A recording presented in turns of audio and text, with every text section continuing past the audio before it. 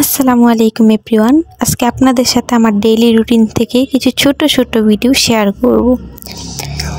তো আমি ঘুম থেকে উঠে প্রথম আমার কাজ হচ্ছে আমার এই লক্ষ্মী বাচ্চাটাকে ঘুম থেকে উঠানো।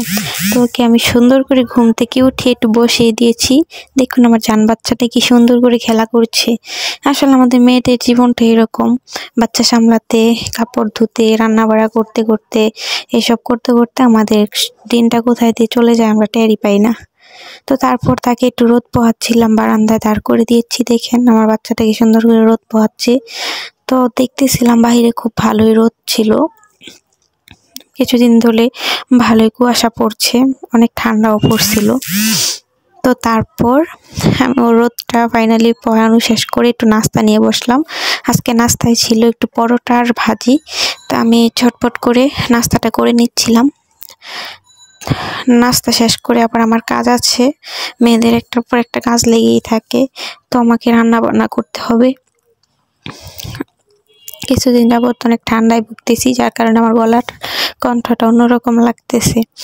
তো এই দেখেন আমার নাস্তাটা করা ফাইনালি শেষ। এখন আবার বাসন, প্লেট এবং এগুলো ধুতে হবে। মেয়েকেও একটু দুধ খাইয়ে নিয়েছি। তো এই তো আজকে আমার রান্না বান্না শেষ। রান্নায় ছিল উস্তা ভাজি করেছি, দুইটা ডিম বোনা করেছি, আর একটু শুটকির তরকারি। এই তো ছোটোখাটো একটু রান্না করে নিয়েছি। আর রাতে খাবার আগে একটু মাছ ভাজি করব। আর এই তো অল্প ভাত রান্না করেছি, শুধু আমি একা খাবো এই জন্য। তো এই যে কবুতরটা ও একটু নড়াচড়া করতেছে, খেলাধুলা করতেছে, ওকে একটু দেখলাম যে ও কী করলো। তো তারপর রুমে এসে বিছানা সব গুছিয়ে দেখলাম কি বাবুর কাঁথা জমে আছে অনেকগুলো। তো এই কাঁথাগুলো ধুতে চলে গেলাম। কি সহজে আপনাদের সাথে তাড়াতাড়ি ভিডিওটা শেয়ার করে ফেললাম, অথচ এটি করতে করতে আমার সারাটা দিনই কেটে গেল।